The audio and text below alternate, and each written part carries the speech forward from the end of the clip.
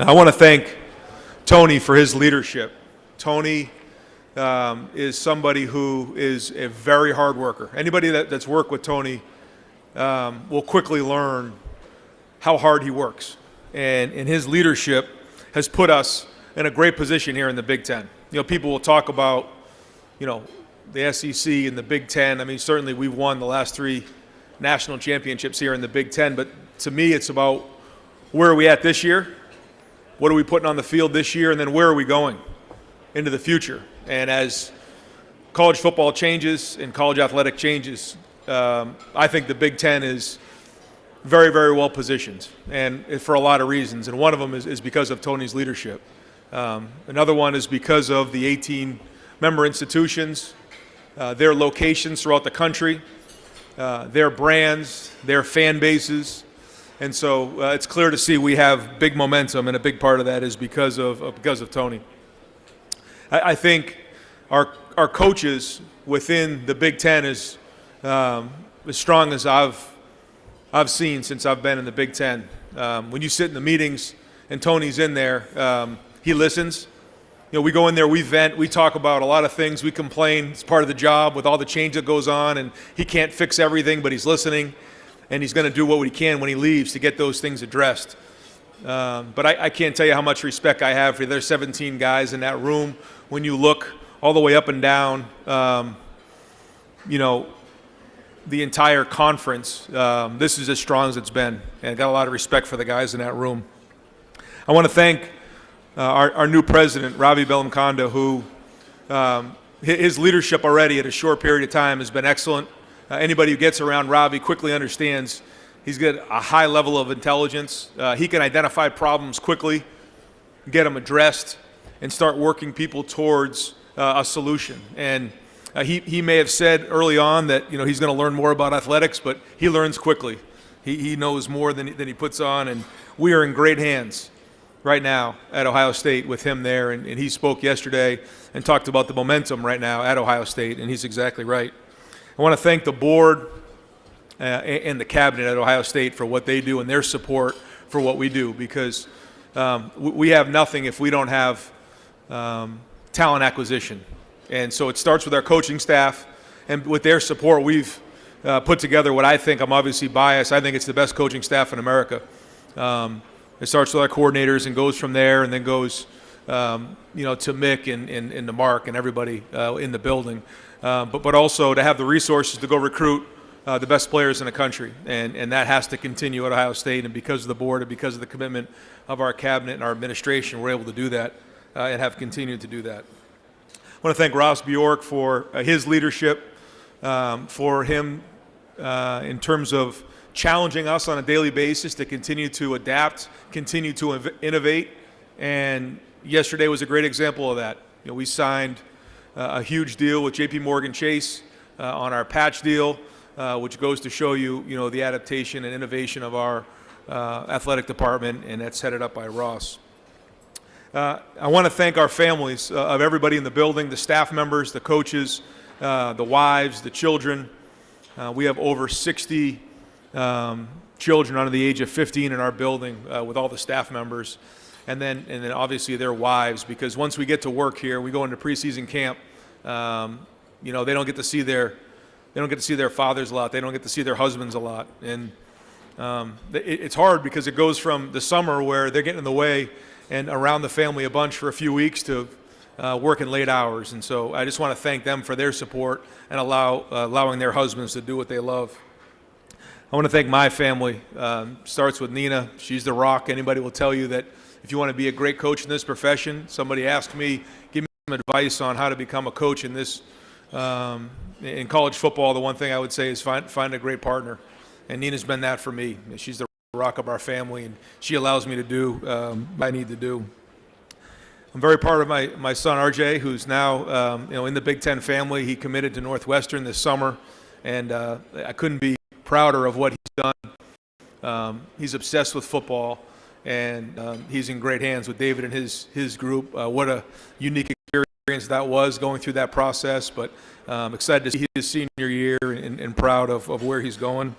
And my 2 daughters, Grace and Nia, who, funny to think that they don't remember anywhere else. They've been attacking basketball, attacking the classroom, and they're true Buckeyes because they grew up and they love Ohio. I want to thank our coaches for all of their work as we get into this season, and also with Coach Mick. These guys, they understand what it means to be at Ohio State. They understand what it means to be a Buckeye, and they've poured into our players. And we have great stability within our program, and that's because of our coaches. You look at a guy like Mick Marotti, Mark Pantoni, Larry Johnson. These guys have been at Ohio State for 15 years. And so that stability is critical, and that shows their loyalty, how much they love Ohio State, but also the commitment we have to them. And then most importantly, our players. Every coach is going to come up here and say that they've had a great summer. I've never seen a coach come up for media day and say, well, we didn't have a very good summer. But we have had a great summer. But what matters is what we're going to do with that. And what Mick Marotti and his staff do during the summer is the backbone of our program. But our players also know all that matters is what we put on the field. And so as we get to work here next week and get on the field for preseason camp, it's an important preseason camp. The season that we have ahead of us is going to be a monster, and we're fired up about that.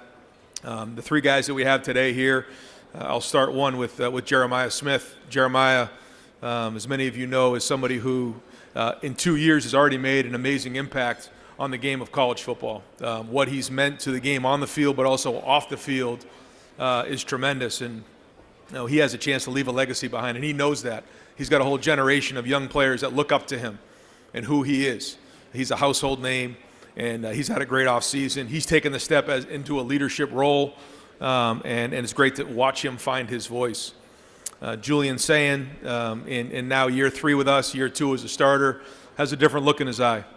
I said before, he had great success last year. He won his first start ever home against Texas in a big, top 5 matchup, won a rivalry game in the, sideways snow, but then, came up short at the end of the year. We all did, but when you look in his eye now, you see a different person. You see a different body. He's worked hard. He's gotten stronger. He's found his voice even more, and he's got a great look in his eye, and I think he's poised for a great season. And then Jalen McClain, who's our returning safety, who is somebody that we're counting on to place not just some of the stuff that Caleb did last year, but what he did off the field. And Jalen's had an excellent offseason. He's taken a lot of ownership, responsibility with a lot of new faces there on defense. I think this is a time where we use the term VUCA, V-U-C-A, which is a military term, which means volatile, uncertain, complex, and ambiguous. And so, in order to attack those times, you have to make decisions quickly.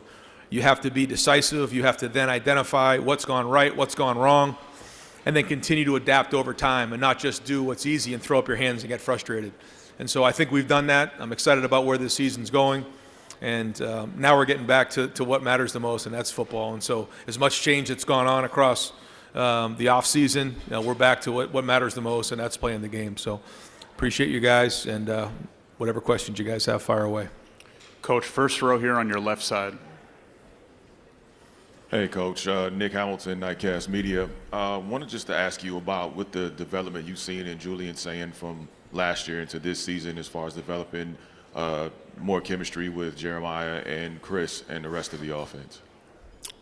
I think for Julian, you look for some traits that are extraordinary about him.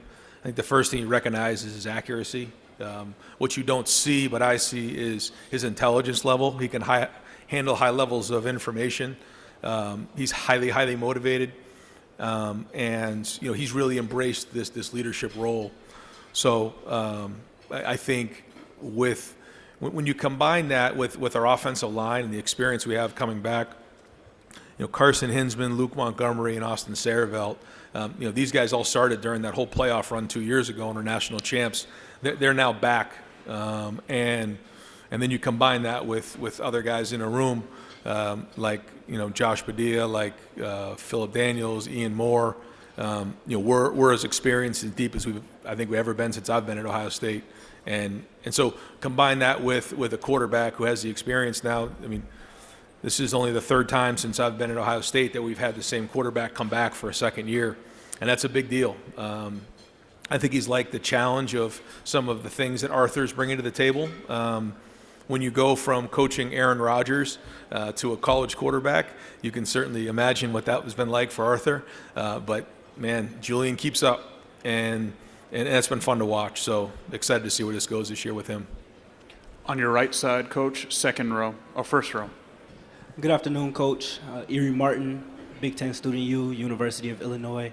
Going into last season, you're coming off of the national championship, obviously. You win 12 straight, and then you drop the last 2 games of the season to 2 tough opponents.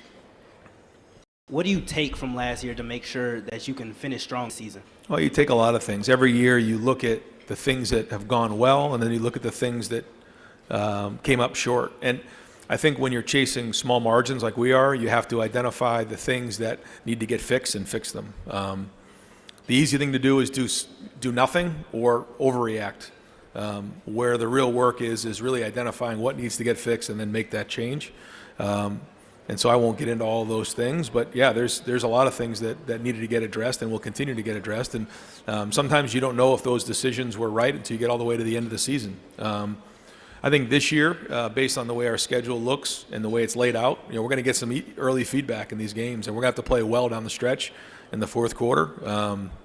But when you have guys like Julian and our offensive line and Jalen McClain and guys that have been through that before, obviously Jeremiah is a big part of that. Brandon Innes, Bennett Christian, Kenyatta Jackson, another guy who has been our runner program for a long time. Peyton Pierce is going to have to step up in a big way. But they were all part of that. They saw that. They saw the championship run. They saw us coming up short last year. And so all of that will play into this season. And then we have a lot of guys who are coming in for the first time that they need to prove themselves. And that's good too. Everybody should have the approach they want to prove themselves every day. And we say that all the time. If you start proving yourself, then you're going to stop to improve. And so we have to have that approach every day at practice, and we got to get better fast, and then figure out where the journey of this team goes, because every year is different. So I'd like to sit here and tell you that last year, is similar to this year because of X, Y, and Z, and that'll be the solution. That's not the same because it's a different group of guys. But there are things in place that we've identified that we always want to improve on. On your left side, Coach, third row. Coach, good morning. Jacob Goins of the Locked On Hoosiers podcast. You played Indiana and Curt Cignetti in 2024, and in 2025 you won in 24 and lost in the Big Ten championship game last year. What was the biggest difference in those Cignetti teams from 24 to 25, and then what do you expect in the game on October 17th this year in Bloomington? Well, I think it's going to be a great environment. We haven't played since Coach Cignetti's been at Indiana, but I know that the atmosphere there has changed, and it's really ramped up there. So that'll be another game on the road that we're going to have to really prepare for and play well. But you got to give them a lot of credit. It starts with the quarterback and how he played last season, and then I don't think enough people give enough credit to that defense and how well they played. We look back on the game that we played in the Big Ten championship game, and look at some of those key situational things that we should have done a much better job with, and we take ownership of that, and we had to get that better. They won in those situations. If we win those situations, the outcome's different, but that's football, and that's where we got to be better and make sure that we're ready next time when those opportunities come up that we make the plays. Coach Day, thank you so much for your time. You got it.